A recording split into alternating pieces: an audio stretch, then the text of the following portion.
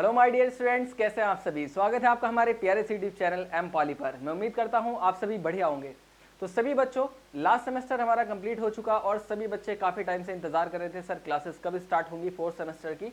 तो बच्चों आपकी क्लासेस स्टार्ट हो चुकी हैं और सबसे पहला सब्जेक्ट, जैसे कि मैंने आपसे कहा था, मैंने एक ओवरव्यू आपको दिया था, वहाँ पर मैंने आपसे कहा था कि हम आपका सब्जेक्ट स्टार्ट करेंगे सबसे पहले एनवायरमेंटल स्टडीज़। तो बच्चों आज मैं आपका सब्जेक्ट स्टार्ट करने वाला हूं। आज हम डिस्कस करने वाले हैं आपका एनवायरमेंटल स्टडीज़ का सिलेबस, कंप्लीट सिलेबस डिस्कस करेंगे। लेकिन उससे पहले कुछ ज़रूरी इन्फॉर्मेशन मैं आपको देना चाहता हूं। जो भी बच्चे हमारे चैनल पर नए हैं, सबसे पहले तो चैनल को सब्सक्राइब कर लीजिए, बेल आइकन को प्रेस कर लीजिए ताकि हमारी नई वीडियोज़ के नोटिफिकेशंस आप तक पहुँच पाए। इसके अलावा सभी बच्चों को मैं बता दूं, आपके बहुत सारे ऐसे सब्जेक्ट्स हैं जो हम यहाँ पर आपको बिल्कुल फ्री ऑफ कॉस्ट पढ़ा रहे हैं। एम पॉली पर ऑलरेडी कुछ अवेलेबल भी है और प्रेजेंट में भी चल रहे हैं। एक सब्जेक्ट ऑलरेडी आपका चल रहा है सीएनसी मशीन एंड ऑटोमेशन, और अब आपका दूसरा सब्जेक्ट स्टार्ट होने जा रहा है एनवायरमेंटल स्टडीज़। ठीक है, तो इसको कंप्लीट करने के बाद हम नेक्स्ट सब्जेक्ट की तरफ बढ़ेंगे। इसके अलावा आपका जो सब्जेक्ट है बच्चों IMAD, इसके अलावा आपका मशीन डिज़ाइन और भी बहुत सारे सब्जेक्ट्स के आपके ऑलरेडी क्लासेस हमारे चैनल पर अवेलेबल है। आपके सभी कोर्सेज बिल्कुल फ्री ऑफ कॉस्ट है। सभी सब्जेक्ट की जो वीडियोज़ हैं बच्चों हमारे चैनल पर अवेलेबल है। सभी बच्चे पढ़िए, ज़्यादा से ज़्यादा शेयर कीजिए, आपको हेल्प मिलेगी। साथ ही मैं आपको बता दूं, हमारा जो सब्जेक्ट है एनवायरमेंटल स्टडीज़ या सीएनसी मशीन एंड ऑटोमेशन, आपका IMAD और भी जितने भी सब्जेक्ट्स हैं आपके, उनके मोस्ट इंपॉर्टेंट नोट्स हमारी एप्लीकेशन एम पॉली पर अवेलेबल है। सभी बच्चे एम पॉली एप्लीकेशन को डाउनलोड कर लीजिए। चलिए शुरू करते हैं सिलेबस को अपने। आपका जो सिलेबस है बच्चों एनवायरमेंटल स्टडीज, जो आपका सबसे पहले मैं बता दूं, ये जो सब्जेक्ट है very very most important subject हो जाता है। क्यों? क्योंकि ये इसलिए आपके लिए मोस्ट इंपॉर्टेंट हो जाता है इन फ्यूचर जब आप फील्ड में जाएंगे, बड़ी बड़ी इंडस्ट्रीज में आप काम करेंगे, तो वहां पर इस पॉइंट ऑफ व्यू को ध्यान में रखते हुए कोई भी अगर इंडस्ट्री बनाई जा रही है, उसको खड़ा किया जा रहा है, तो सबसे पहले एनवायरमेंट को ध्यान में रखा जाता है। आज की डेट में तो खासकर, पहले इतना ज़्यादा रिस्ट्रिक्शन नहीं थी, लेकिन अब बहुत सारी ऐसी चीज़ें हैं उन पर फोकस किया जाता है कि ये मानक हैं, स्टैंडर्ड्स तय कर दिए गए हैं जिनको आपको पूरा करना ही पड़ेगा। देन आप कोई भी फैक्ट्री, कोई भी कारखाना इस्टेब्लिश कर सकते हैं। तो एनवायरमेंट के जो लॉज हैं, जो रूल्स हैं, क्या पॉल्यूशन कंट्रोल किया जा रहा है वहाँ पर, उसके अकॉर्डिंग सारे जो हमारे स्टैंडर्ड्स हैं उनको फॉलो कर रही है जो ऑर्गेनाइजेशन स्थापित की जा रही है, तभी उसको परमिशन दी जाती है, अदरवाइज वो इस्टेब्लिश नहीं हो पाएगी। तो आज हम डिस्कस करेंगे आपका ये सब्जेक्ट क्यों इंपॉर्टेंट हो जाता है, जिसमें आपके मोस्ट इंपॉर्टेंट जो आपके ये 7 आपके यहाँ पर टॉपिक्स रहने वाले हैं। अगर मैं कहूँ चैप्टर रहने वाले हैं तो भी कोई दिक्कत नहीं है। यहाँ पर आपके 7 चैप्टर आपके रहने वाले हैं सिलेबस में, जिसमें आपका पहला चैप्टर है इंट्रोडक्शन यानी परिचय, दूसरा चैप्टर है आपका एयर पोल्यूशन, तीसरा है आपका water pollution, soil pollution, noise pollution यानी आपका वायु प्रदूषण, जल प्रदूषण, मृदा प्रदूषण और ध्वनि प्रदूषण। इसके अलावा आप पढ़ेंगे एनवायरमेंटल लेजिस्लेशन के बारे में यानी पर्यावरणीय कानून के बारे में। ठीक है, 7 चैप्टर आपका रहने वाला है impact of energy usage on environment यानी ऊर्जा के उपयोगों का पर्यावरण पर प्रभाव। यानी ये टोटल आपके 7 टॉपिक रहने वाले हैं या 7 चैप्टर रहने वाले हैं। इन 7 चैप्टर्स को हम यहाँ पर आपका कंप्लीट करेंगे। ठीक है, इनको आप थोड़ा सा डिटेल में मैं आपको बता दूं, ये जो आपके टॉपिक्स हैं इनमें आप क्या क्या पढ़ने वाले हैं या इन चैप्टर्स में आप क्या पढ़ने वाले हैं। सबसे पहला है हमारा इंट्रोडक्शन। इंट्रोडक्शन में आप पढ़ेंगे बेसिक्स ऑफ इकोलॉजी यानी पारिस्थितिकी की परिभाषा पढ़ेंगे आप। पारिस्थितिकी की परिभाषा पढ़ेंगे कि पारिस्थितिकी क्या होता है, पारिस्थितिकी किसे कहा जाता है, बेसिक्स ऑफ इकोलॉजी, पारिस्थितिकी की परिभाषा, जिसमें आप एनवायरमेंट की परिभाषा पढ़ेंगे, पर्यावरण किसे कहा जाता है, इकोलॉजी किसे कहा जाता है, साथ ही आप इकोसिस्टम कॉन्सेप्ट पढ़ेंगे। नेक्स्ट आपका रहेगा इकोसिस्टम कॉन्सेप्ट यानी पारिस्थितिक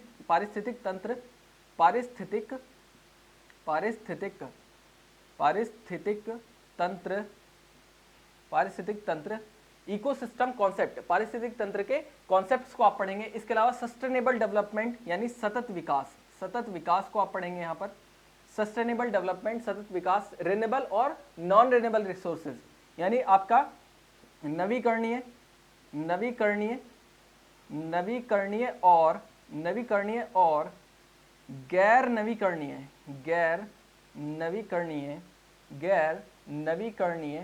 ऊर्जा के स्रोत। तो बच्चों ये आप यहाँ पर पढ़ने वाले हैं। क्या क्या पढ़ेंगे इसमें, थोड़ा सा मैं और डिटेल में इसको बता दूं। जैसे कि आपका इकोलॉजी किसे कहा जाता है, पारिस्थितिक तंत्र किसे कहा जाता है। इकोलॉजी जो होता है उसके कंपोनेंट्स कितने होते हैं, इसके आपके प्रिंसिपल्स आप पढ़ेंगे। इसमें कंपोनेंट्स में आप इसके घटक को पढ़ेंगे, जैसे कि आपका बायोटिक एबायोटिक फैक्टर आ जाता है। इसमें बायोटिक में कौन कौन से फैक्टर आपके आ जाते हैं, जैसे आपका प्रोड्यूसर, कंज्यूमर, डीकम्पोजर आप पढ़ेंगे।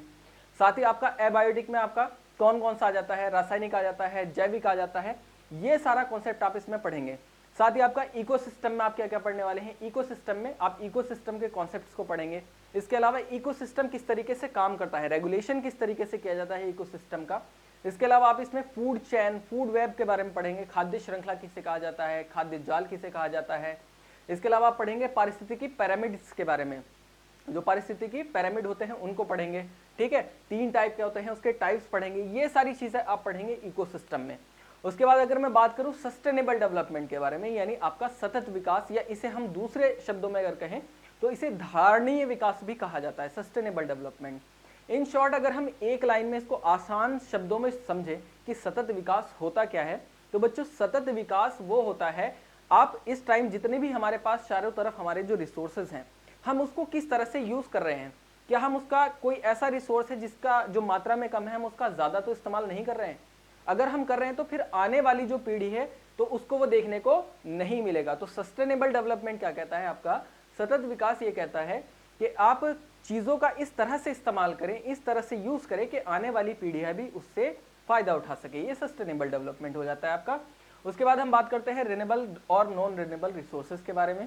इन शॉर्ट बता देता हूं एक लाइन में, रिन्यूएबल रिसोर्सेज यानी जिनसे को आप दोबारा से बना सकते हैं, या जिनसे आप दोबारा क्या कर सकते हैं, जिनको आप दोबारा से यूज कर सकते हैं, वो आपके सारे के सारे रिन्यूएबल रिसोर्सेज हो जाते हैं। और नॉन रिन्यूएबल, जिसे आप दोबारा नहीं बना सकते हैं, नॉन रिन्यूएबल रिसोर्सेज में काउंट होते हैं। जैसे कि आपका पेट्रोल हो गया, डीजल हो गया, ये आपका नॉन रिन्यूएबल रिसोर्स है।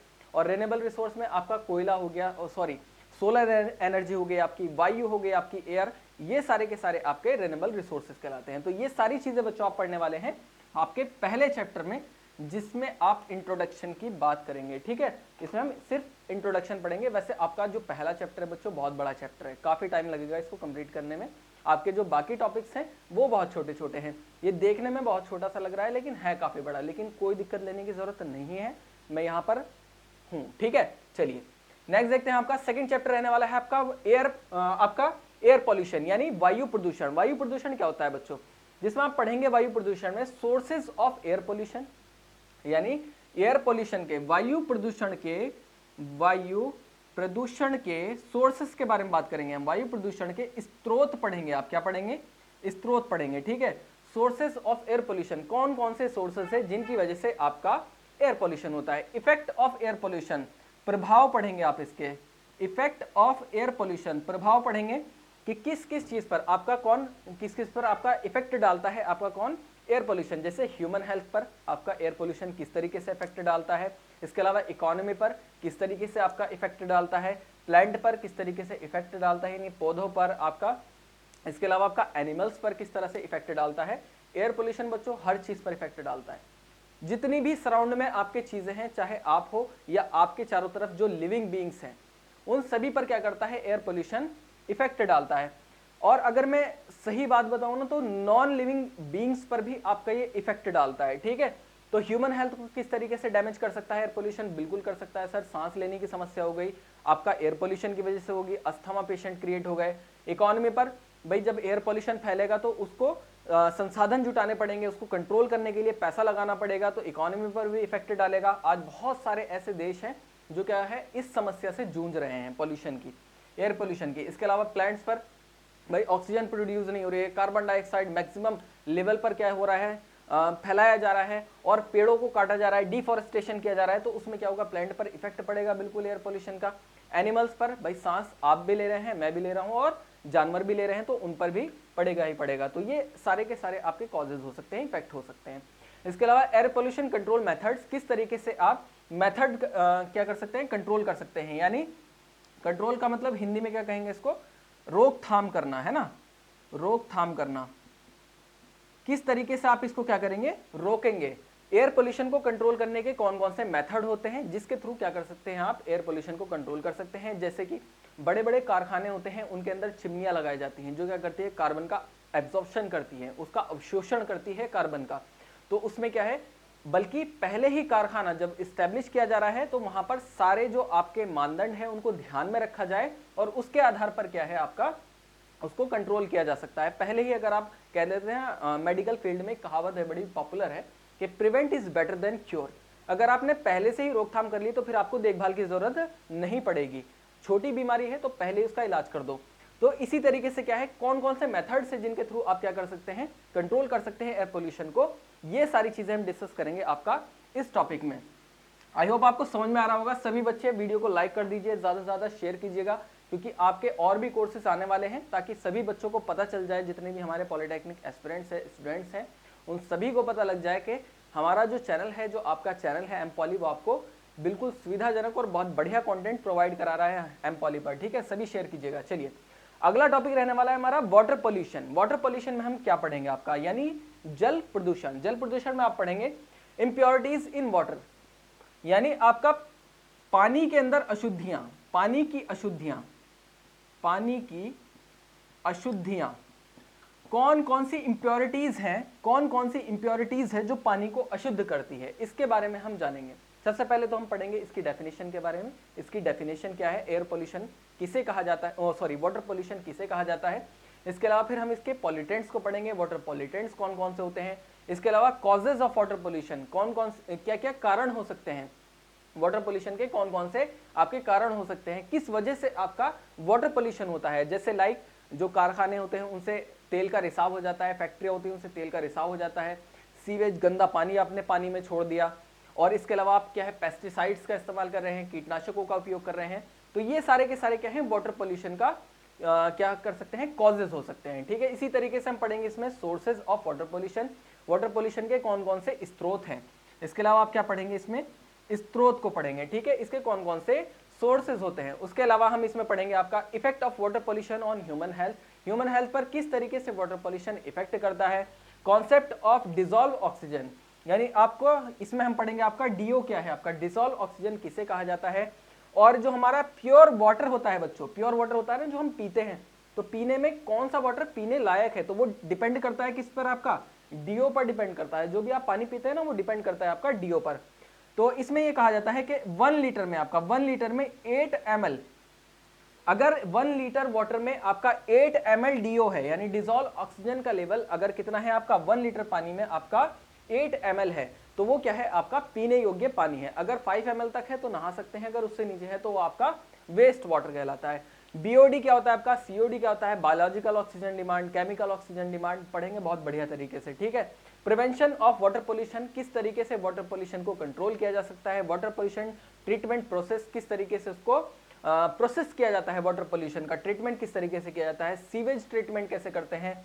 और इसके अलावा वाटर क्वालिटी स्टैंडर्ड्स के बारे में हम बात करेंगे, जो कि डिसाइड होती है किसके द्वारा, आपकी बीओडी और सीओडी के द्वारा, बीओडी के द्वारा और सीओडी के द्वारा और डीओ के द्वारा किस तरीके से स्टैंडर्ड सेट होते हैं।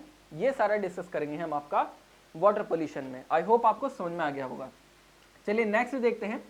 नेक्स्ट चैप्टर आपका रहने वाला है वाटर पोल्यूशन के बाद सॉइल पोल्यूशन, यानी आपका मृदा प्रदूषण, इसे मिट्टी का प्रदूषण भी कह देते हैं। ठीक है, तो इसकी डेफिनेशन पढ़ेंगे सबसे पहले, मृदा प्रदूषण होता क्या है। ठीक है, तो मृदा प्रदूषण आपके क्या होता है, वही मिट्टी के अंदर पीएच वैल्यू का गड़बड़ हो जाना, ज्यादा हो गई तो क्या दिक्कत होगी और कम हो गई तो क्या दिक्कत होगी, क्योंकि पीएच वैल्यू पर डिपेंड करता है आपका सॉइल पोल्यूशन। ठीक है, तो हम इसमें पढ़ेंगे आपका सोर्सेज, स्रोत पढ़ेंगे। एक तो आपका कौन कौन से स्रोत है जिनकी वजह से आपका सॉइल पोल्यूशन होता है, सोर्सेज ऑफ एयर पोल्यूशन, आपका soil pollution. Types of solid waste, आपके जो सॉलिड वेस्ट होते हैं उनके कौन कौन से टाइप होते हैं, जैसे कि आपका हाउस होल्ड जो घर का कचरा होता है, हॉस्पिटल्स का कचरा हो गया आपका, फ्रॉम एग्रीकल्चर, एग्रीकल्चर से जो आपका कचरा आ रहा है, बायोमेडिकल हो गया आपका, एनिमल एंड ह्यूमन के द्वारा एक्सेट्रा, ये सारा सेडिमेंट्स, एंड इसके अलावा आपका ई वेस्ट क्या होता है, ये सारा का सारा बच्चों आपका किसमें आ जाता है, सॉइल पोल्यूशन में आ जाता है। एक एक पॉइंट्स को बिल्कुल क्लियर पढ़ेंगे, बहुत बढ़िया तरीके से पढ़ेंगे। यहाँ मैं आपको सिर्फ इसका ओवरव्यू दे रहा हूँ। ठीक है, इफेक्ट ऑफ सॉलिड वेस्ट, जो आपका सॉलिड वेस्ट होता है उसका क्या इफेक्ट पड़ता है सॉइल के ऊपर। इसी तरीके से डिस्पोजल ऑफ सॉलिड वेस्ट, किस तरीके से आप सॉलिड वेस्ट को क्या कर सकते हैं, डिकम्पोज कर सकते हैं, उसका डिस्पोजल कर सकते हैं।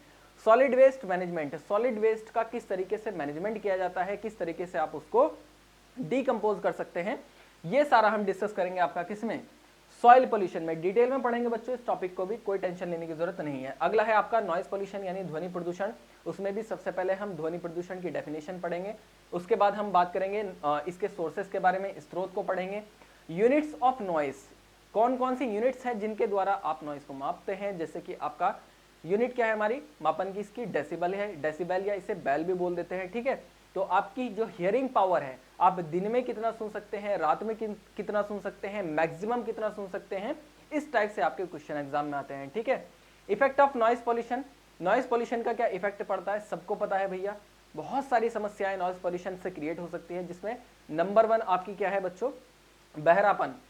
बहुत बच्चे हैं ना बर्ड्स लगा के, एयरबड्स लगा कर कान में बहुत हाई लाउड म्यूजिक सुनते हैं या डीजे पर बहुत हाई साउंड बजाते हैं, तो उससे क्या होता है बच्चों, आपका कान के पर्दों में गड़बड़ हो जाएगी, ठीक है। तो वॉइस को लो रखकर चलाएं जब भी चलाएं, और ज्यादा ना चलाएं, ठीक है। इसके अलावा आपका एक्सेप्टेबल नॉइस लेवल, वही मैंने आपको बताया कि आपका कान जो है वो कितना सुन सकते हैं, उसका लेवल क्या रहने वाला है। Different method of minimise noise pollution, minimise करने के लिए आप कौन कौन से मेथड्स का इस्तेमाल कर सकते हैं, नॉइस पोल्यूशन को किस तरीके से आप कम कर सकते हैं, वो सारे मेथड्स हम इसमें पढ़ने वाले हैं। नेक्स्ट हमारा रहने वाला है पर्यावरणीय कानून यानी एनवायरमेंटल लेजिस्लेशन के बारे में हम बात करेंगे, जिसमें सबसे पहले आपका आ जाता है introduction to water prevention and control act, यानी आपका वाटर एक्ट आ जाता है, वाटर प्रिवेंशन एक्ट आ जाता है, जिसमें आपका वाटर पोल्यूशन जो फैलाया जा रहा है उसको कंट्रोल करने के लिए एक एक्ट बनाया गया है, जो कि आपका 1974। इसमें आपकी कुछ कंडीशंस है, कुछ शर्तें हैं, जिसके तहत आपको काम करना पड़ेगा, और आपको जो है किसी भी तरह से गवर्नमेंट को अगर आप उसके उल्लंघन करते हैं, जो स्टैंडर्ड्स आपको सेट करके दिए हैं गवर्नमेंट ने, आपका कोई कारखाना है, कोई फैक्ट्री है, अगर आप उसका उल्लंघन करते हैं तो आपके खिलाफ कार्रवाई हो जाएगी एक्ट 1974 के तहत, अगर वाटर को ज्यादा वेस्ट किया जा रहा है। इसी तरीके से आपका एयर पोल्यूशन एक्ट है, एयर पोल्यूशन एक्ट में आपका 1981 आ जाता है, इसके तहत आपके स्टैंडर्ड्स तय किए गए हैं। इसी तरीके से आपका एनवायरमेंटल प्रोटेक्शन एक्ट आ जाता है 1986, वेरी वेरी मोस्ट इंपॉर्टेंट है, आपका एग्जाम में बहुत बार पूछा गया है, और सिर्फ आपका एग्जाम में ही नहीं, कॉम्पिटेटिव एग्जाम में भी बहुत पूछा जाता है बच्चों, ये वेरी वेरी मोस्ट इंपॉर्टेंट है, इसका ईयर ही पूछ लेता है। इसके अलावा role and function of state pollution control board and, इसके अलावा जो आपका स्टेट पॉल्यूशन जो बोर्ड है उसका क्या रोल होता है कंट्रोल करने में एयर पॉल्यूशन को, और आपका जो जितना भी पॉल्यूशन है, जिस टाइप का भी पॉल्यूशन है उसमें। इसके अलावा आपका हम पढ़ेंगे आपका एनजीटी के बारे में, यानी नेशनल ग्रीन ट्रिब्यूनल, आपका एनजीटी क्या होता है, एनवायरमेंटल इंपैक्ट असेसमेंट यानी EIA क्या होता है। जैसे कि आपने कोई कारखाना खड़ा किया है, उसमें जो स्टैंडर्ड्स हैं उसके कि क्या जो कारखाना बनाया गया है ये पर्यावरण के अनुकूल है या नहीं, वो सारा का सारा कौन किस प्रोसेस के तहत आपका होता है, वो EIA के तहत होता है। और एनजीटी क्या है बच्चों, एनजीटी है आपका नेशनल ग्रीन ट्रिब्यूनल, यानी इस प्रोजेक्ट में क्या होता है, आप जो हाउस बनाते हैं, आप जो घर बनाते हैं, या आप कोई भी काम करते हैं जो कि एनवायरमेंट से रिलेटेड होता है, तो वो उसको कंट्रोल करना, पॉल्यूशन के मानक को, स्टैंडर्ड्स को तय करना, वो एनजीटी के तहत होता है, ठीक है। नेक्स्ट हम बात करते हैं फाइनल एंड लास्ट आपका जो चैप्टर रहने वाला है वो रहने वाला है impact of energy usage on environment, यानी ऊर्जा के उपयोगों का पर्यावरण पर प्रभाव, जिसमें हमारे टॉपिक रहने वाले हैं ग्लोबल वार्मिंग। एक बहुत बड़ा टॉपिक है बच्चों, लेकिन आपका इतना बड़ा नहीं दिया गया है, इसको समझना बहुत ज़रूरी है। ग्लोबल वार्मिंग एक बढ़ती हुई समस्या है, बहुत बढ़िया तरीके से इसको ज़रूर पढ़ेंगे, और इस पर मैं कोशिश करूँगा कि आपके इंडिविजुअल टॉपिक रखूँ। ग्लोबल वार्मिंग पर एक अलग टॉपिक रहेगा आपका, ग्रीन हाउस इफेक्ट पर आपका अलग टॉपिक रहेगा। इसके अलावा आपका depletion of ozone layer, ozone layer का डिप्लेशन किस तरीके से होता है, यानी ओजोन लेयर का क्षरण या ओजोन लेयर का खराब हो जाना या फट जाना। एसिड रेन किसे कहा जाता है आपका। इसके अलावा आपका इको फ्रेंडली मटेरियल्स कौन कौन से होते हैं, जैसे आपका बैम्बू हो गया, इसके अलावा आपका ग्लास हो गया, बहुत सारे ऐसे मटेरियल हैं जिनका आप यूज करें ताकि एनवायरनमेंट को नुकसान ना हो। रिसाइकलिंग ऑफ मटेरियल, किस तरीके से मटेरियल को रिसाइकल किया जाता है, उनको उपयोग में लाया जाता है, जैसे कि आपका प्लास्टिक हो गया, उसको किस तरीके से आप रिसाइकल कर सकते हैं। Concept of green buildings, green building का कॉन्सेप्ट क्या है बच्चों। ग्रीन बिल्डिंग कॉन्सेप्ट ये कहता है, आपने मकान बनाया है, आप मकान को इस डायरेक्शन से बनाएंगे, उसमें नेचुरल जो आपकी लाइट आती है, सनलाइट आती है, आपको ज़्यादा घर के अंदर लाइट्स को ना लगाना पड़े, नेचुरल लाइट्स आपके घर के अंदर आए, जिससे आप क्या कर सकते हैं, लाइट की खपत को बचा सकते हैं। सोलर एनर्जी का आप यूज़ करके लाइट को बचा सकते हैं। मतलब कुल मिलाकर अपने मकान को इस तरीके से मैनेज करना कि आप कम से कम रिसोर्सेज का यूज़ करके, आप नेचुरल रिसोर्सेज का यूज़ करें, एक्सटर्नल रिसोर्सेज का यूज़ ना करें, जिससे कि एनवायरनमेंट आपका क्या है, बैलेंस्ड रहे। तो ये बच्चों आपका कॉन्सेप्ट है, ये सारे के सारे टॉपिक हैं आपके जो मैंने आपको डिस्कस किए हैं, या आपका कंप्लीट सिलेबस था, मैंने आपको बता दिया है आपके कौन कौन से टॉपिक्स रहने वाले हैं। तो बच्चों आपका जो लेक्चर है वो लेक्चर स्टार्ट हो जाएंगे, बस कंटिन्यूसली अब आपके लेक्चर रहेंगे। तो ये सब्जेक्ट आपका कंप्लीट करने के बाद हम नेक्स्ट सब्जेक्ट की तरफ आपका चलेंगे, ठीक है। तो सभी बच्चे हमारे साथ जुड़ जाइए, इस वीडियो को ज़्यादा से ज़्यादा शेयर कीजिए। आपका एनवायरनमेंट बिल्कुल आपका ज़ीरो बैलेंस पर आपका यहाँ पर रहेगा, सभी बच्चे हमारे साथ जुड़ जाइए। तो बच्चों आज का लेक्चर कैसा लगा सभी बच्चे कमेंट सेक्शन में ज़रूर बताइएगा। मैं अब आपसे मिलता हूँ आपके लेक्चर में। तो आज के लिए इतना ही। Keep growing, keep learning. Thank you.